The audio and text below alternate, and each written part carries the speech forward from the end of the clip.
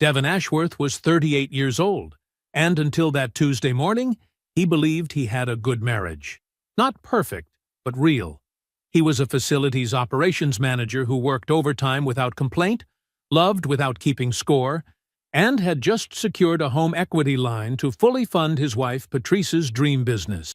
He arrived at her hospital room with her favorite flowers, birds of paradise, rehearsing how he'd deliver the news. The door was slightly open. Voices inside. He raised his hand to knock, and then he heard it. His wife's voice, unguarded, telling her best friend that she loved him like a cousin, harmless and familiar, that she'd been planning her exit for 2 years, that what she needed from Devon wasn't love. It was his credit score and his silence. He stood completely still in that hallway. He did not drop the flowers. He did not make a sound. And in that moment, Devon Ashworth made a decision that Patrice never saw coming. Before we jump into the story, comment where in the world you are watching from and subscribe, because tomorrow's story is one you need to hear. The birds of paradise were Patrice's favorite.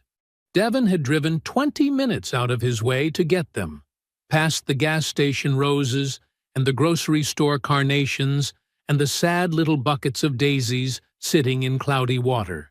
He'd gone to the florist on Clement Street, the one with the green awning and the hand-painted sign, because Patrice always said that place got them fresh. The flowers sat on the passenger seat now, wrapped in brown paper. Orange and purple petals fanned out like something tropical and alive. The morning light came through the windshield and caught them just right. Devon kept his eyes on the road. It was a Tuesday. He'd been at work by 6, handled a ventilation issue in the east wing of the warehouse, approved 2 maintenance schedules, and fielded a call from a parts supplier who always called too early and talked too long. By 9 he had everything covered and handed the morning off to his assistant coordinator, Marcus, who was good and getting better.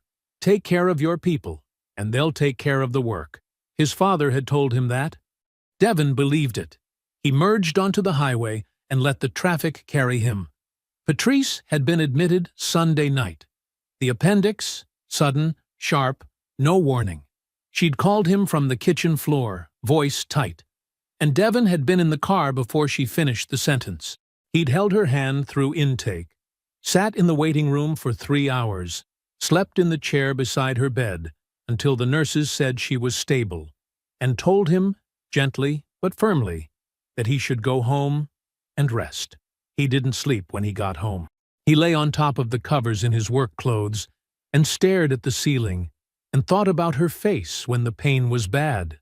The way she'd squeezed his fingers without looking at him, like she needed the grip more than the comfort.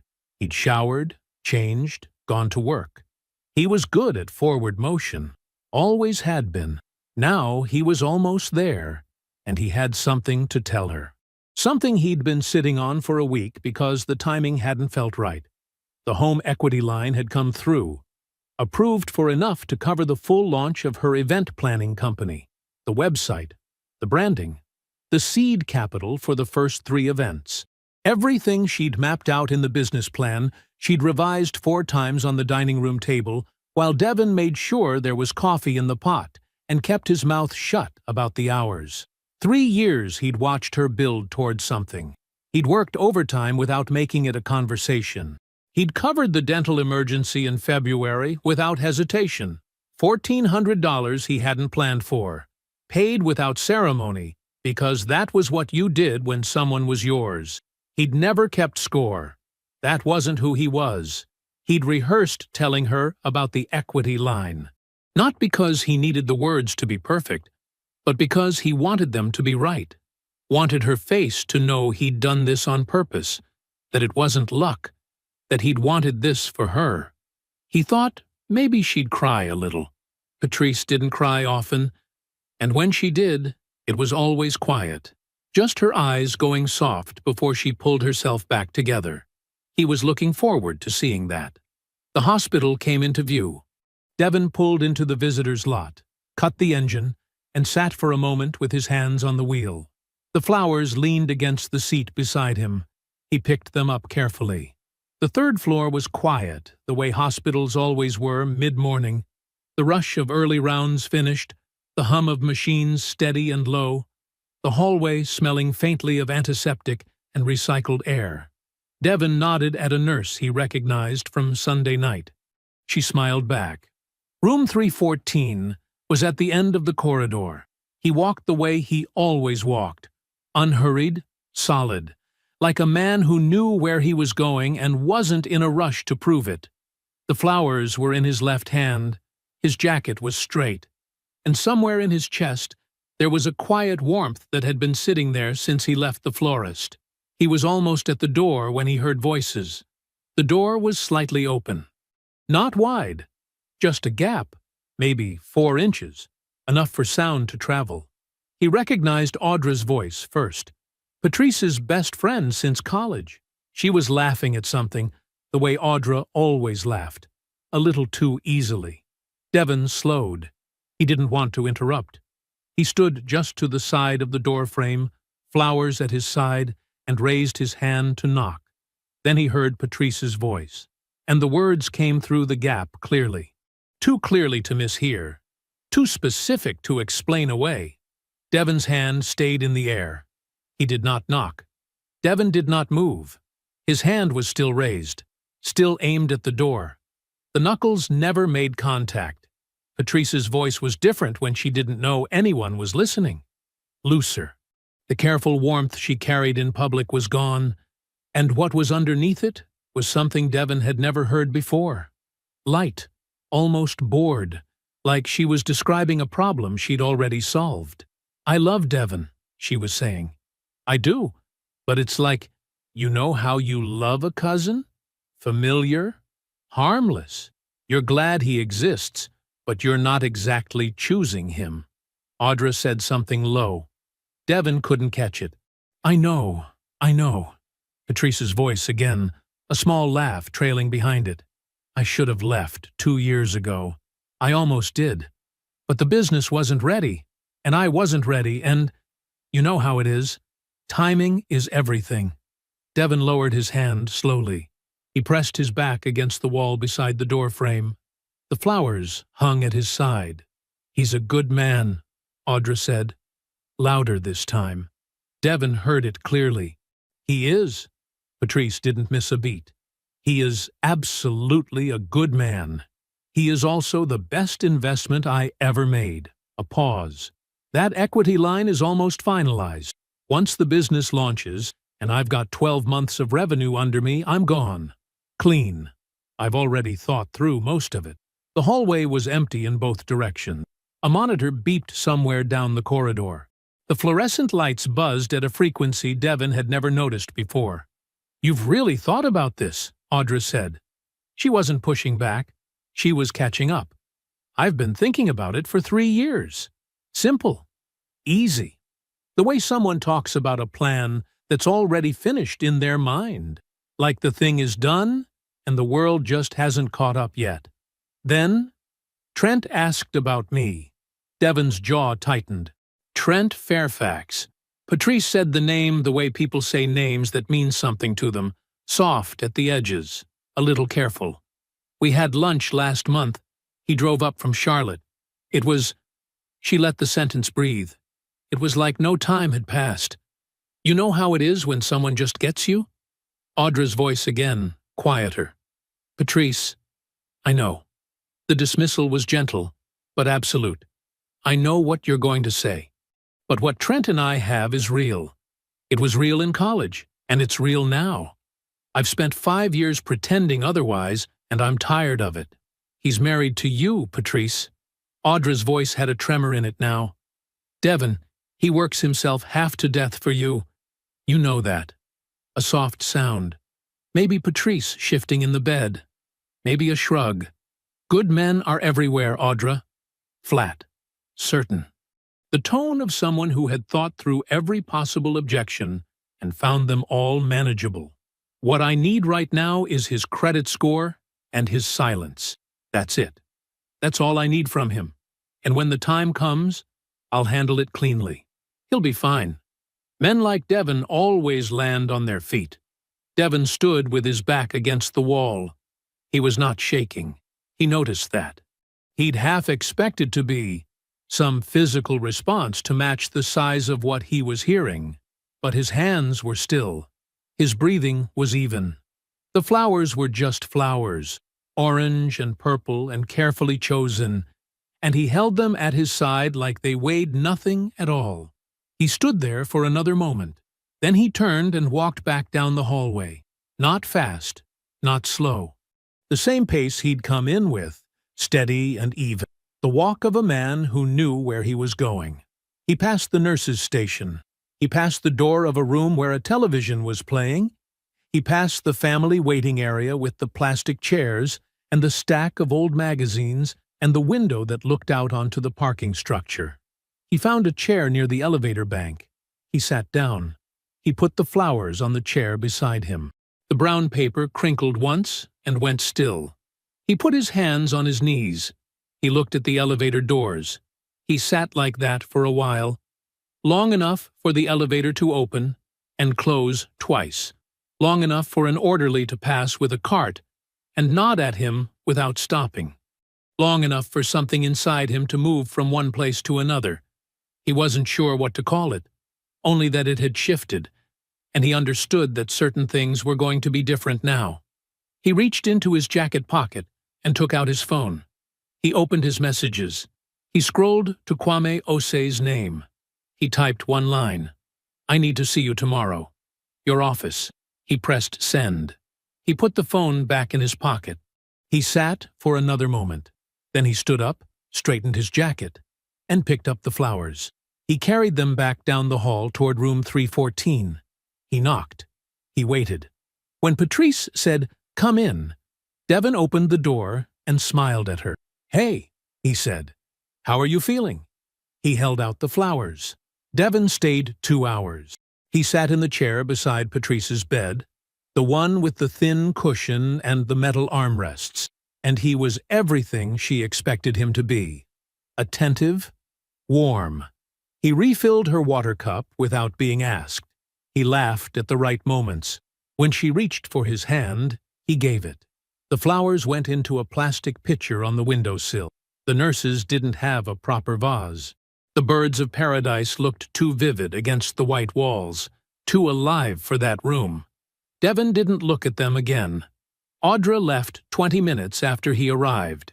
She had hugged Patrice carefully, avoiding the surgical site, and then turned to Devon with a smile that didn't quite reach her eyes. He returned it with one that did. "She needs her rest," Audra said to Devon, like a warning dressed up as consideration. "She'll get it," Devon said. "I'll make sure." He slept in their bed that night with 5 inches between them, which was normal. He ate breakfast the next morning and asked Patrice what she wanted before he went to the cafeteria, which was also normal. He carried her discharge bag over his left shoulder and brought the car around to the hospital entrance and helped her into the passenger seat like a man who had no reason to do otherwise. She touched his arm as he pulled out of the parking structure. "I don't know what I'd do without you," she said. He kept his eyes on the road. "You'd figure it out," he said, and smiled a little, and she took it as warmth. He got her settled at home. Pillows arranged, medication on the nightstand, television remote within reach, a full glass of water, and a bowl of crackers on the side table because she'd mentioned her appetite wasn't back yet. He told her he had to go into work for a few hours. She said she understood. She said she'd sleep. He drove to Kwame's office and arrived at 11:14 in the morning. Kwame Ose's firm occupied the second floor of a narrow building on Clement Street, above a dry cleaner and across from a parking garage. The waiting area had 2 leather chairs, a small table with no magazines, and a receptionist named Donna, who had worked there for 11 years and knew not to ask questions. She showed Devon in without announcement. Kwame was standing when Devon entered. He had already cleared the chairs in front of his desk, moved the files that usually occupied one of them to the credenza behind him. He had been expecting the call since Devon's text the night before. They shook hands. They sat. Devon recounted everything.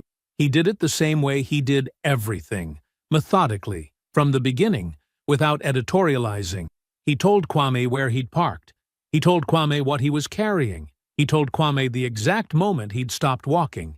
And then he said what Patrice said, almost verbatim, including the pauses, including the laugh. Kwame listened without interrupting. His expression did not change. He had a yellow legal pad in front of him and a pen in his hand, and he wrote nothing down during the telling, only after it was finished. "How long ago was the lunch with Trent Fairfax?" he asked. "She said last month." Kwame wrote something.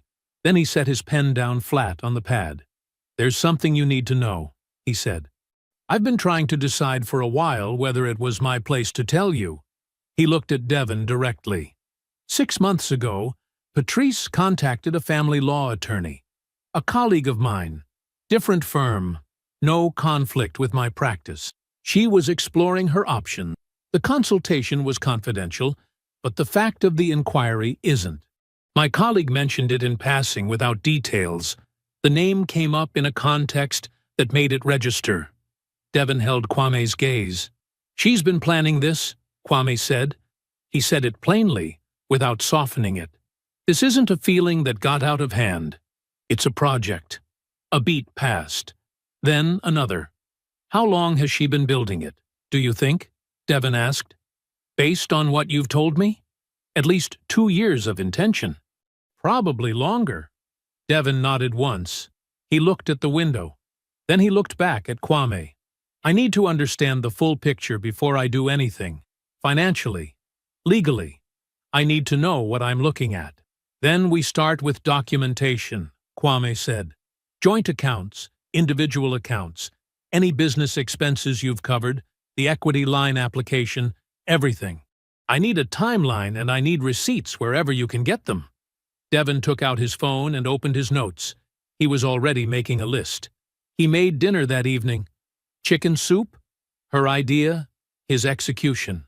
They ate together at the kitchen table, Patrice still moving slowly. And Devon asked her whether she needed anything before bed. She said no. She kissed him on the cheek. She said good night. He watched the light go out under the bedroom door. Then he sat back down at the kitchen table in the dark. He did not turn the light on. He reached across to the counter where he kept a legal pad for grocery lists and household notes. And he pulled it toward him, and he clicked his pen. He began to write. Devon was up at 5:30. He folded the legal pad in half and slid it into the bottom of his work bag, beneath his spare charger and the dog-eared copy of a facilities manual he hadn't opened in 2 months. Then he washed his hands at the kitchen sink, dried them on the dish towel, and started the coffee. By the time Patrice stirred, the eggs were done, and the toast was warm and the orange juice was poured. He heard her moving slowly down the hallway, the careful shuffle of someone still tender around the midsection, and he had a plate waiting at her spot before she reached the kitchen doorway. "You didn't have to do this," she said. "I know," he said. He set a fork down beside the plate. "How's the pain this morning?" "Better." She lowered herself into the chair gently. One hand braced on the table. "Maybe a 5. Take the ibuprofen with breakfast." "Not on an empty stomach?" "Yes, doctor," she said, and smiled at him. He smiled back. He was very good at it. She slept a lot those first few days. That was expected. The doctor had said as much. Devon worked from home when he could and went into the office when he had to. And in the hours between errands and meal preparation and the ordinary maintenance of a house where someone is healing, he sat at the desk in the spare bedroom with his laptop open and he worked through the accounts. He started with the joint checking. He had access to 3 years of statements through the bank's online portal, and he went through them the way he went through everything, methodically, from the beginning, without skipping. He was looking for a pattern, and patterns, once you knew to look, were not hard to find. The transfers were the first thing. Small at first. $300 here, $250 there. All moved to an account he recognized as Patrice's private savings, the one she'd had before they married, the one she occasionally used for what she called personal expenses. He had never questioned it. He had never had reason to. But the amounts had grown, and the frequency had increased. And over the course of 36 months, Devin calculated that just under $19,000 had moved from their joint account into that account without a single conversation. He wrote the figure down on a fresh legal pad. He kept his handwriting small and even. The cash withdrawals came next. He cross-referenced the dates against his own work calendar. The overtime weekends were easy to identify. He had logged them all for his HR records, and the alignment was not subtle. Saturday mornings, he was at the logistics facility running emergency operations. $200 would leave an ATM 4 miles from their house. The same ATM, mostly. The same increments. He photographed each statement with his phone. Steady hands, clean angles. Every number legible. The business expenses took more attention. Patrice had a business account she used for the event planning work she was building toward, and Devin had been depositing money into it regularly for 2 years. Seed money, she called it. Working capital for vendor relationships and licensing fees, and the professional memberships that were, she said, essential to getting the right clients. He pulled every receipt she had ever shared with him. He cross-referenced vendor names against what she'd described to him in conversation. Some of it matched. Enough of it didn't. He built a column for the discrepancies. He was careful not to assume. He only wrote down what he could see and confirm. Assumptions were not useful. Documented facts were. He found Trent Fairfax on a Thursday afternoon, while Patrice was napping. LinkedIn first. The profile was maintained carefully. Professional headshot, clean layout. The kind of page that said, "I take this seriously," without saying it outright. Trent was 39. He ran a boutique marketing consultancy out of a shared office space in Midtown. His listed skills were vague in the way that service industry skills often were. Brand strategy, stakeholder communications, executive positioning. But his endorsements were real, and his connections numbered in the high hundreds. Devin clicked through to his business website. Minimal design, confident copy. The client section listed 6 names, all mid-size regional companies. The testimonials were complimentary and specific enough to be genuine. He found a regional business journal profile from 2 years prior. Trent had been described as a connector, someone whose value is as much about who he knows as what he does. Devin read that sentence twice. A man like that, his whole operation running on introductions and goodwill and the careful cultivation of professional trust, was only as stable as his reputation. His consultancy had no product, no inventory, no infrastructure. It had relationships. Devin noted this. He did not decide anything. He simply noted it, the way he noted everything useful, and kept scrolling. He called Kwame from the car that evening. "I pulled everything on Fairfax," Devin said. "Small operation, word-of-mouth dependent, maybe 6 clients at a time." A pause on Kwame's end. "Interesting timing." "A fraternity brother of mine, Marcus, corporate communications director over at Dunmore Group, mentioned last week that Fairfax's firm reached out about a contract. They're still in early conversations." Devin watched a light change at the intersection ahead of him. "Is that right?" "That's right," Kwame said. Neither of them said anything further about it. That night, Devin closed the laptop, squared the documents into a manila folder, and slid it into his work bag beside the legal pad. He zipped the bag closed. He set it beside the desk chair. He walked to the bedroom doorway. The room was dark, except for the thin light coming in around the curtain edges. Patrice was on her side, one hand tucked under the pillow, her breathing slow and even. Her hair was loose across the pillow. She looked, in that light, the way she had looked when he first loved her. He stood in the doorway and looked at her for a long moment. Then he reached up and pulled the door almost closed, leaving just an inch of space.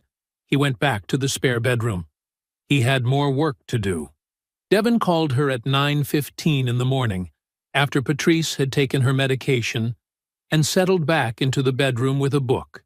He kept his voice easy, warm, the voice of a man who had nothing on his mind except doing something nice for his wife. "Audra, hey, sorry to call out of nowhere." He leaned against the kitchen counter, coffee mug in his other hand. "I've been thinking about doing something small for Patrice. Now that she's recovering, just a few people, low-key at the house. Nothing that would wear her out. I thought maybe you could help me coordinate." A brief pause on her end. "Oh, yeah, of course. That's really sweet, Devon. I know she'd want you involved," he said. "You're her person." Another pause, shorter. "Sure. When were you thinking?" "That's actually what I wanted to talk through. Are you free this week? Coffee?" They met Thursday morning at a place called Cornerstone on the east side. Neutral ground, busy enough to feel public, quiet enough to talk. Devon arrived first. He chose a table near the window, ordered a drip coffee, and was reading something on his phone when Audra came in. She looked tired, or something adjacent to tired, the particular look of a person who has been carrying something they weren't built to carry for longer than they expected. Devon stood when he saw her, smiled. "Thanks for coming out." "Of course." She unwound her scarf and sat across from him, both hands wrapping around her cup before it had even finished being set down. "How's she doing? Really?" "Better every day," Devon said. "Still sore. You know, Patrice, she's not great at slowing down." Audra laughed, small and genuine. "No, she is not. Has she seemed stressed to you lately?" Devon asked. His tone was conversational. "Concerned husband? Nothing more. Before the surgery, I mean. I kept feeling like something was weighing on her and I couldn't get her to talk about it." Audra's eyes moved to her cup. "I mean, the business stuff. That's always on her mind." "Right." Devon nodded slowly. "The launch timeline. She's been anxious about that." "Yeah." Audra turned her cup a quarter rotation. "The usual things. Has she mentioned anything specific? I just want to understand what she's dealing with, so I'm not adding pressure." "No, nothing specific." Audra's voice was a little too flat, a little too settled. The voice of a woman who had practiced saying nothing specific and was hoping she'd gotten good at it. Devon didn't push. He just nodded again, thoughtful, and let the silence sit for a beat before steering them toward venues and guest lists and whether Patrice would prefer afternoon or evening. He was pleasant and practical and completely unrevealing. And by the time they were 40 minutes in, Audra had visibly relaxed, her shoulders down from her ears, her hands loose around the cup instead of gripping it. She thought she had gotten through it. Devon let her think that. He picked up the tab without making anything of it, and they walked toward the door together, and he held it open for her, and they were standing on the sidewalk in the thin morning light when he stopped and looked at her directly. "Audra." His voice was quiet, steady, not accusing, not pleading. "I need you to know that I'm not the man Patrice told you I was." Her face changed.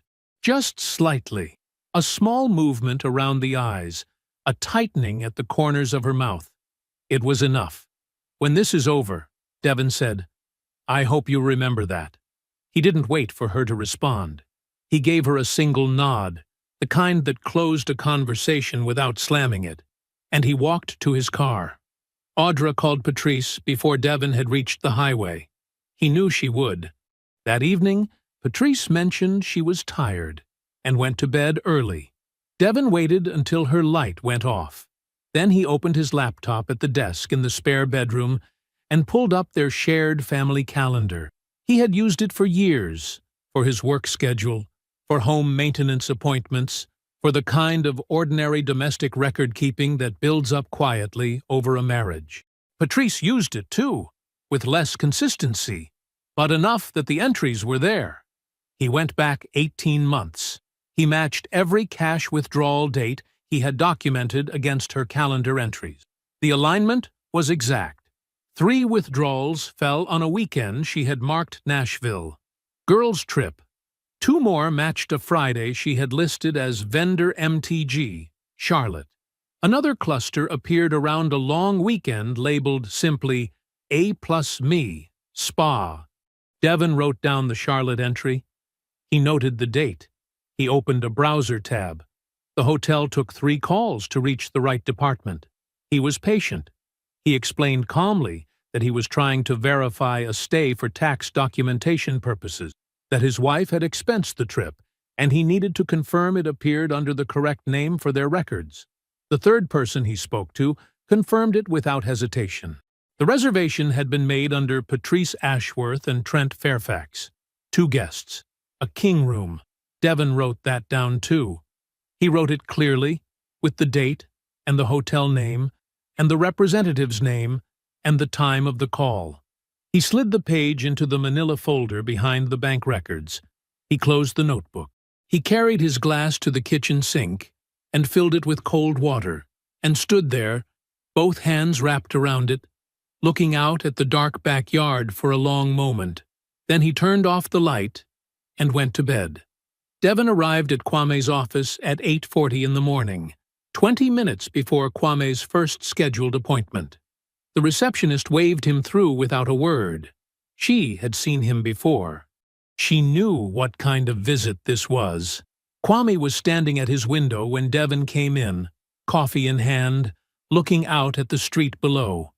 He turned when he heard the door and gestured to the chair across from his desk without ceremony.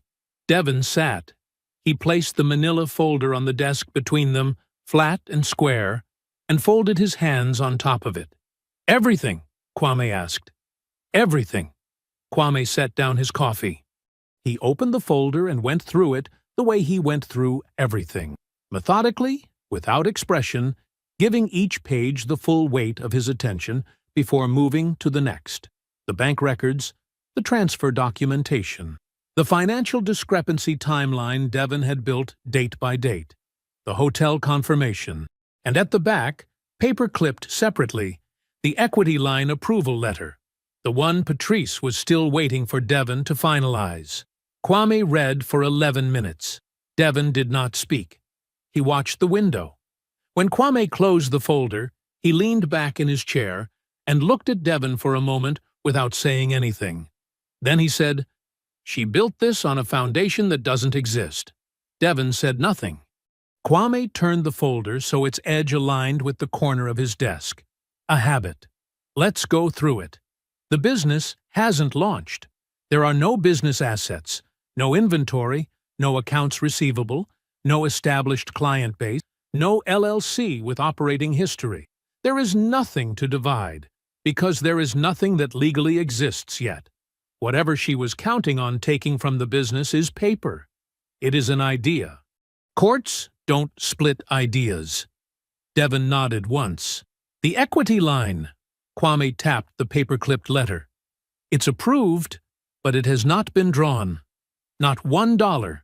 You can withdraw that application, and she has no grounds to compel you to finalize it. It was never marital money. It was potential marital debt that you chose not to take on. That choice is entirely yours to make. I already called the lender, Devon said. Not yet. But I know what I'm doing. Kwame accepted this without comment. The account transfers. The ones into the private account. The cash withdrawals. He opened the folder again briefly, glancing at the timeline. This is dissipation. She was diverting marital funds for personal use unrelated to the marriage. I can argue this aggressively. A judge will want to see it. A judge will care about it. It shifts the equitable distribution calculus significantly in your favor. He closed the folder again. And the house. He paused just a beat to let it land. You inherited the house 14 months before you married Patrice. It never lost its character as separate property. There was no commingling, no refinancing that brought her onto title, no legal action that folded it into marital assets. Devon. He looked at him directly. She cannot touch that house. Her attorney is going to tell her the same thing I'm telling you, and it is going to be the worst moment of her planning process. The room was quiet for a moment. Devon looked at the folder. He thought about Patrice 3 nights ago, settled on the couch with her feet tucked under her, asking him about the equity line timeline with a softness in her voice that he now understood completely. He thought about the house, the one his uncle left him, the one he had repainted the summer before Patrice moved in, room by room, every weekend, alone. "I want to wait," he said, "before you file." Kwame raised an eyebrow slightly. Not surprised, just listening. "One more piece," Devon said. "I'll know it when I have it." Kwame nodded. That was enough. Devon shifted in his chair. "There's something else." He told Kwame what he had found about Trent Fairfax, the boutique consultancy, the thin client roster, the complete dependence on personal referrals and professional relationships. Then he mentioned what Kwame had told him on the phone. His fraternity brother, the corporate communications director, recently approached by Trent's firm for a contract. Still in discussion, Kwame listened without moving. When Devon finished, Kwame was quiet for a moment. Then he said, "I've been meaning to catch up with Marcus anyway. We're overdue." He picked up his coffee. "I won't say anything that isn't true." Devon looked at him. "I know you won't." That was the end of it. He was home by 10:30. Patrice was in the living room with her laptop, doing what she described as light planning. Devon kissed her on the top of her head, asked if she needed anything, and went to change out of his work clothes. He spent the afternoon handling 2 things remotely for his job, ate a sandwich at his desk, and by evening was in the kitchen making pasta when Patrice appeared in the doorway, freshly showered, in the gray sweater she knew he liked. They ate at the table. It was pleasant. She asked about his day. He asked about hers. Toward the end of the meal, she mentioned, casually, that she had been thinking about the business timeline. Spring was the ideal window, she said. If the equity paperwork moved forward in the next few weeks, Devon set down his fork. "I actually need a few more days with it," he said. "Some of the terms. I want to read through everything carefully before I sign." Patrice smiled. Warm, patient. The smile of a woman who had nothing to worry about. "Of course," she said. "There's no rush." The call came at 7:52 in the morning. Devon was at the kitchen counter, coffee in hand, watching the backyard through the window. A neighbor's dog was cutting across the far edge of the grass. Unhurried, like it owned the place. His phone buzzed against the counter. He glanced at the screen. Brianna. He picked it up on the second ring. "Hey, Bree." Her voice was not right. It was controlled in the way that voices get when someone has been working hard to make them sound normal and hasn't quite gotten there. "Devon, hey. I'm sorry for calling so early." "You're fine," he said. "What's going on?" A short pause. Just long enough. "I need to see you. Can we meet somewhere? Not your house, not Mom's." Another beat. "Somewhere just neutral." Devon set his coffee mug down. He kept his voice easy. "Yeah, of course. When? Today?" Her voice dipped slightly on the word, like she'd been holding it. "If that works." "It works," he said. "Name a place." She chose a diner on the east side of town, the kind that had been there for 30 years and decorated like it. Vinyl booths worn soft at the edges, coffee that came without being asked. Devon arrived first. He picked a booth near the back, away from the windows, and ordered 2 coffees. He sat with his hands around his mug and waited. Brianna came in 7 minutes later. She was Devon's height exactly, with Patrice's same sharp cheekbones, but none of Patrice's composure. Her eyes were red at the rims. She had clearly slept badly, if at all. She slid into the booth across from him and wrapped her hands around the coffee mug before she said a word. Devon waited. "I was at Mom's on Sunday," she started. "Patrice was there for a couple of hours in the afternoon. She left before dinner."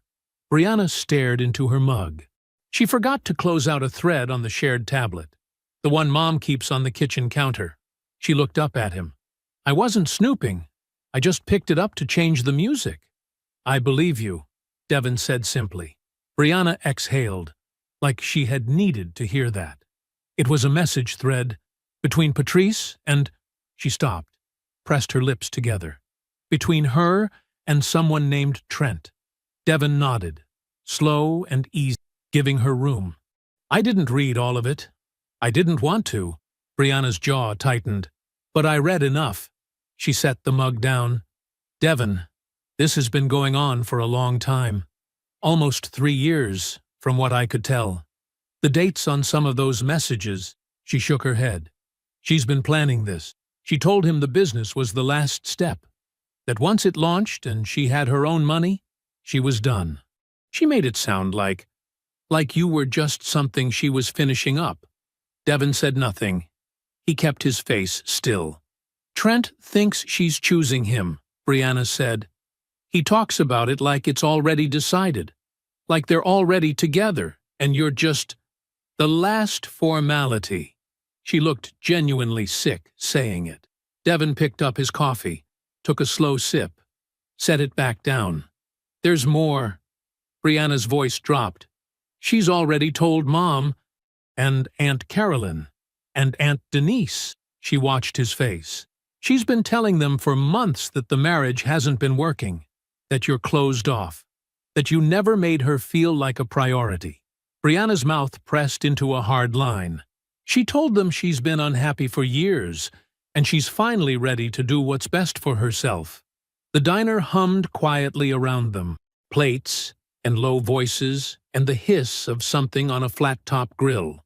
Devon thought about Patrice's mother, a woman he had always treated with genuine respect, who hugged him at every family gathering, who had called him on his birthday for 3 years running. He thought about what it would look like, walking into that family without knowing what was already waiting there for him. The portrait Patrice had been painting, stroke by careful stroke. She's been managing it, he said. Not a question. Brianna nodded. She's good at that. The silence held for a moment. Brianna. Devon looked at her directly. I need you to hear me. Whatever happens next, none of it touches you. You have my word on that. Brianna's eyes filled. She didn't try to hide it. She's my sister, she said. I didn't come here to blow up her life. I just couldn't. She stopped. Tried again. You're a good man, Devon. You didn't deserve any of this. Devon looked at her. Something moved behind his eyes. Brief, and then still. I know, he said. That's why I'm handling it. He walked her to her car. He waited until she pulled out of the lot. Then he got into his own car, started the engine, and sat for exactly 10 seconds before he picked up his phone and called Kwame. Kwame answered on the second ring. We have everything, Devon said. Pull the equity line application. I'll call the lender myself tomorrow. Devon called the lender at 8:15 the next morning, standing at the kitchen counter in the same spot he'd been standing when Brianna called the day before. Patrice was still asleep. The house was quiet except for the coffee maker finishing its cycle. The loan officer picked up on the third ring. Her name was Sandra. Devon had spoken with her twice before, once during the initial application, once during approval. She had a warm, professional voice and remembered his name. Mr. Ashworth, good morning. What can I help you with? I need to withdraw the application, Devon said. The equity line. I've had a change in financial circumstances, and I won't be moving forward. A brief pause, the sound of keys. Of course. I can process that this morning. Is there anything we can do to— No, Devon said, politely, completely. I appreciate everything. I just need it closed out. Understood. You'll receive a standard confirmation letter within a few business days. That's fine, Devon said. Thank you, Sandra. He hung up, poured his coffee, went and got ready for work. He said nothing to Patrice that day. He said nothing the next day either. He came home on time both evenings, asked about her recovery, ate dinner across from her, and listened to her talk about vendor calls she'd made and a color palette she was finalizing for a client proposal. She was animated when she talked about the business, genuinely. That part, at least, had always been real. Devon listened, asked questions, washed the dishes after. He slept without difficulty. He had made his decisions. There was nothing left to be anxious about. The letter arrived on a Thursday. Devon was at work when his phone lit up. Patrice's name on the screen.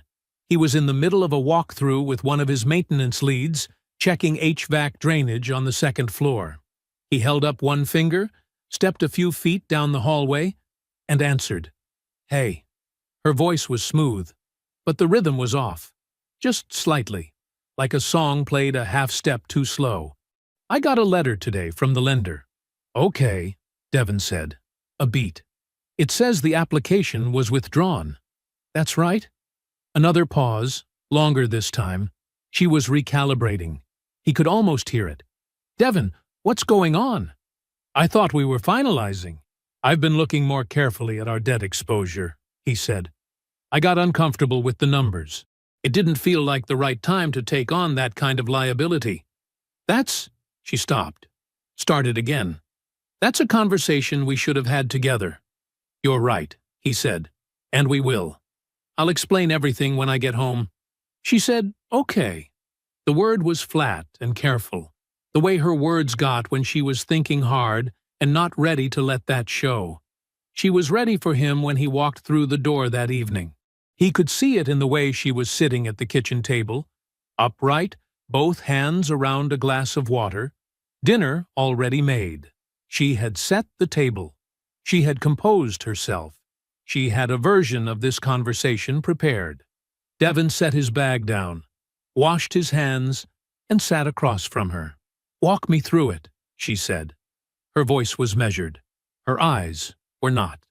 Devon served himself from the dish she'd made, a pasta, something with roasted tomatoes, and looked at her with the same calm expression he'd been wearing for 2 weeks now. "I've been doing a thorough review of where we stand financially," he said. "The equity line made sense when I first applied, but I've been looking more carefully at our full picture, and I'm not comfortable pulling against the house right now. Not with the market the way it is." Her jaw moved slightly. "Devon, the business launch is dependent on that funding. You know that. We've been planning around it." "I know," he said. "That's part of what I want to sit down and talk through properly." He took a slow bite, chewed, set his fork down. "There are some things I've been wanting to discuss with you. About where we are. About what I've been thinking." He met her eyes. "Let's do it this weekend. Properly. Sit down together with clear heads." Patrice looked at him for a moment, searching. There was something in her expression that was not quite fear, and not quite suspicion. Something in between, something newer. She had not expected this version of him. "Fine," she said finally. "Saturday." "Saturday." Devon agreed. He finished his dinner. She finished hers. The table was quiet in a way it had never quite been before. Not the comfortable quiet of two people who didn't need to talk, but the taut and humming quiet of a wire pulled tight. In the days that followed, Patrice called Audra twice. Devon didn't know the exact content of those calls, but he knew they happened. He also didn't know about the third call, the one she made from her car, parked down the street, the evening after their dinner. The one that went to Trent. Devon came home from work on Friday evening and set his bag on the kitchen counter. He unzipped it. He removed the documentation folder, thick now, organized, every page in order, and placed it flat on the counter beside the stove. Then he opened the refrigerator and began preparing dinner for two. Devon set the table the way he always set it when he cooked something worth sitting down for. 2 full-place settings. The good plates, white with a thin gray rim. A wedding gift from Patrice's aunt. Cloth napkins folded once. Water glasses filled. Fork on the left, knife on the right. The way his grandmother taught him before he was old enough to reach the counter without a step stool. The food was on the stove. Roasted chicken, rice, green beans with a little garlic and lemon. Simple. The kind of meal that took care and didn't announce it. The documentation folder sat in the center of the table where a candle would normally be. Closed, squared to the table's edge. Devon had organized it that morning before Patrice was awake. Bank records first, then the hotel confirmation, then the written timeline he had typed and printed at work. 3 pages, clean and precise. Every transfer, every date. Every weekend trip cross-referenced against the shared calendar, against the marriage milestones he had tracked, without knowing he was tracking them. He had not been angry when he put it together. He had been thorough. Patrice came downstairs at 6:40. She had dressed for this, not formally, but deliberately. Hair done. A blouse Devon recognized. She had prepared herself to be persuasive, and she had chosen her clothes accordingly. She stopped when she saw the table. Her eyes moved to the folder, then to Devon, standing at the stove with his back to her. "Sit down," Devon said, quietly. "Food's almost ready." She sat. She did not reach for the folder. Devon brought the food over, served both plates, set the pans back on the stove, and sat down across from her. He picked up the folder, opened it, and laid it flat in front of her, without a word. She looked down at the top page.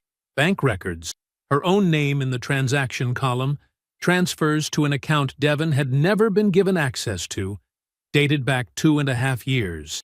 19 transactions. The amounts were listed neatly in the right-hand column. "I was in the hallway," Devon said. "Outside your hospital room.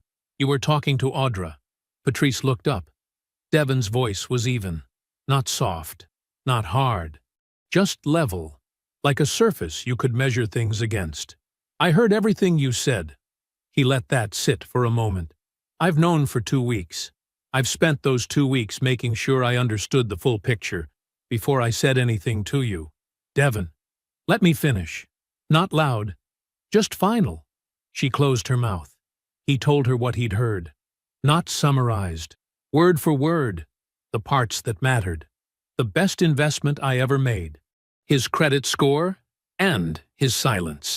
He watched her face as he spoke, and he felt nothing he wasn't expecting to feel. A low, steady ache, the kind that had already settled in so deep it no longer surprised him. He told her about the hotel in Charlotte. He turned to the confirmation page and set his finger on the line. Patrice Ashworth and Trent Fairfax, and left it there for a moment before moving on. He told her he knew about the story she'd been building with her mother and her aunts. The emotionally withholding husband, the unhappy wife. The narrative she had been quietly laying down like groundwork before the house was even started.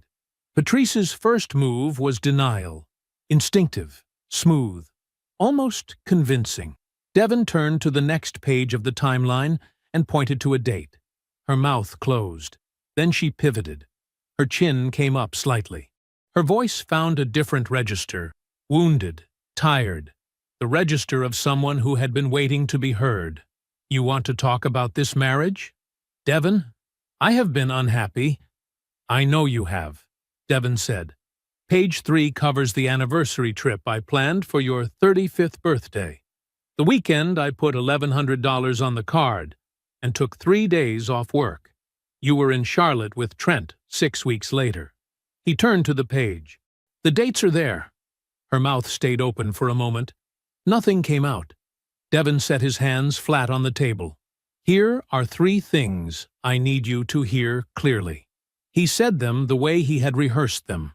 Not for effect, but because precision mattered, and he had earned the right to be precise. "Kwame Osei has been retained. He will file this week." A pause. "The house is separate property. I inherited it before our marriage. Your attorney will confirm this independently. I'm not asking you to take my word for it." Another pause. "The equity line no longer exists. I withdrew the application 10 days ago." The color in Patrice's face shifted. Something moved behind her eyes. Calculation, fear, and something else. Something that might have been the first real understanding of the situation she was standing in. "I'm asking you to be out within 30 days, Devon said. Kwame can have the formal notice to you by Monday if you prefer it in writing. Patrice said nothing. For the first time since Devon had known her, she had nothing arranged and ready. Devon picked up his fork and turned his attention to his plate. The chicken was good. The rice had come out right. He ate. Patrice left the table without a word some time before he finished. He heard her footsteps on the stairs. A door closing, not quite a slam, somewhere between punctuation and collapse. Devon sat alone in the kitchen. The overhead light was warm. The house was still. He finished what was on his plate, folded his napkin, and carried both dishes to the sink. He ran the water warm, added a little soap, and washed his plate and his glass, slowly, the way he did when there was no particular reason to hurry. Then he washed hers, too. 3 days after the dinner, Patrice called a family gathering. Devon found out through Brianna. A short text, 7 words. She called a meeting. Sunday. Mom's house. No punctuation. No explanation needed. He texted back, "I'll be there." The drive to Patrice's mother's house took 22 minutes. Devon made it in silence. No music. Windows up. The neighborhood was the kind of quiet that came from people living carefully. Trimmed lawns, clean driveways, flower beds that got attention. He had driven this road dozens of times, brought casseroles here, helped move furniture, fixed a leaking bathroom faucet one Saturday afternoon while Patrice and her mother sat in the kitchen and talked. He parked at the curb. He checked his phone once, confirmed what he needed was there, and got out of the car. The living room was arranged the way it always was for anything that mattered. Patrice's mother, Gloria, sat in her chair near the window. 2 aunts on the couch, Delia and Margaret. Brianna sat in the armchair near the hallway, apart from the others, her hands folded in her lap. She did not look up when Devon came in. Patrice stood near the fireplace. She had dressed carefully again. She had the posture of someone who had rehearsed. Devon greeted Gloria first. He shook her hand and held it a moment. He nodded to the aunts. He took the open chair near the door and sat with his hands resting on his knees, and he waited. Patrice spoke. Her voice was measured, warm, carrying just the right weight of sadness, the tone of a reasonable woman doing a hard thing. She talked about incompatibility, about 2 people who wanted different things, about years of trying. She used words like drift and distance and mutual. She did not say Trent's name. She did not say anything that wasn't technically deniable. Her mother nodded slowly, the way mothers do when they've already been told the story and are watching it confirmed. Devon listened without expression. He let her finish completely. When the room went quiet, and Gloria looked at him, expecting perhaps an argument or an apology or nothing at all, Devon reached into his jacket pocket and took out his phone. He found the voicemail. He pressed play and set the phone on the coffee table. Patrice's voice filled the room. She was laughing, light and easy, the way she laughed when she didn't know anyone was measuring her. She was talking to Trent. His name said the way you say the name of someone you've been thinking about all day. Making plans. A specific hotel. A specific date.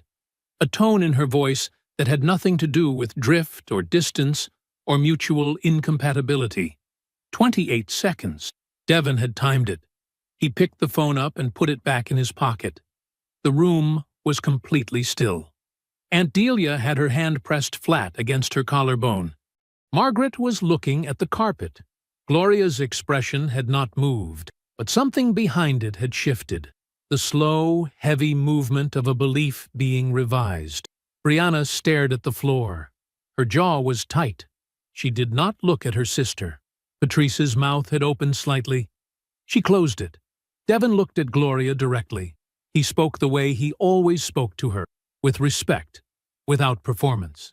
"I'm not here to cause harm," he said. "I came because a lie was going to stand in this room, and I couldn't allow that. Not here. Not with you." He paused. "I love this family. That part was always real. I need you to know that, too." He stood up, buttoned his jacket, and thanked Gloria for her home. He left without looking at Patrice. He called Kwame from the car. 2 words: file it. The week that followed moved the way Devon had expected it to. Kwame's fraternity brother, the corporate communications director who had been close to signing with Trent's consultancy, had a conversation with Kwame. Nothing fabricated, just honest contact, offered calmly, about who Trent Fairfax was and how he operated. The director decided the relationship felt complicated. He passed. 2 other referrals went quiet the same week. The way these things go when word travels through professional circles, not loudly, but efficiently, like water finding its level. Trent texted Devon on a Thursday. The message was short and poorly aimed, part olive branch, part territorial signal. He suggested a meeting, man to man. Devon read it once, set his phone down, and did not think about it again until Sunday evening, when he picked up his phone and typed, "I know exactly what this situation is. I don't meet with men who conduct themselves the way you do." He sent it and went to bed. Trent called Patrice. Devon did not know exactly what was said, only that Brianna described the call later in 4 words.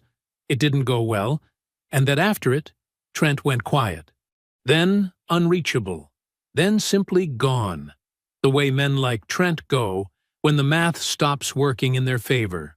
6 months passed. The divorce was finalized on a Wednesday. Devon heard from Kwame by phone, calm, brief, the tone of a man reporting a thing he was never worried about. Patrice received her personal property, her car, and her share of the joint account, as it stood on the date of separation. The house remained Devon's, as it had always been. Her attorney had confirmed the separate property question without contest. The event planning business had launched. Underfunded, slower than she'd planned, working against the grain of what she'd hoped. Devon did not follow its progress closely. He did not need to. He took a long weekend to Atlanta. He slept well in a hotel room with blackout curtains and no alarm set. He ate good food and laughed with his college roommate until his face hurt.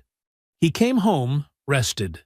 He brought the woodworking equipment out of the back of the garage, where it had been sitting under a tarp for 2 years. Patrice had found sawdust inconvenient. He set up the workbench, oiled what needed oiling, and started small. A bookshelf, 4 shelves, clean lines, no ornament. On a Saturday morning in early spring, Devon was in the garage, music playing low through the small Bluetooth speaker on the shelf. The air smelled like cut wood and motor oil. He was fitting the second shelf into its dado joint, checking the angle, adjusting by fractions. His phone lit up on the workbench. An unknown number. Devon glanced at it. He let it ring. He picked up his tool and kept building. I hope you enjoyed that one. Be sure to like the video and subscribe so you don't miss the next story. I've picked out 2 more for you that I think you'll really like.